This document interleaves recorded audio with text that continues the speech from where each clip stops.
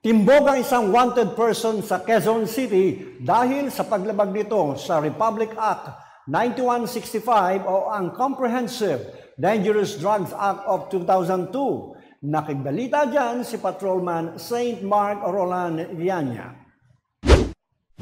Huli ang isang individual na may warrant of arrest sa ikinasang manhunt operation ng Special Operations Unit NCR. PNP-DEG sa pamumuno ni Police Colonel Jose Ian S. Lufranco, SOU Commander sa Veterans Village, Pasong Tamo, Quezon City, alas 5 ng hapon noong May 7, 2024. Sa bisa ng warrant of arrest na inisyo ni Honorable Judge Maria Cheryl Lacque Segura ng RTC Branch 268 Pasig City noong April 23, 2024. Huli ang isang individual para sa kasong paglabag ng Republic Act 9165 o ang Comprehensive Dangerous Drugs Act of 2002. At ito ay may kaukulang piyansa na nagkakahalaga ng 200,000 piso.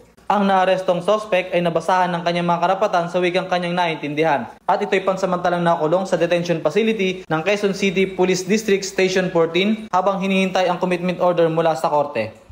Kamakailan nga po ay naging successful sa part ng SOU NCRPDEG ang pag-serve ng warrant of arrest sa ating arrest of wanted person sa Pasong Tamo, Quezon City noong May 7, 2024. Ito'y naging epektibo at matagumpay dahil sa impormasyon, sumbong at tulong ng mamamayan para sa mas matagumpay na paghuli sa taong ito.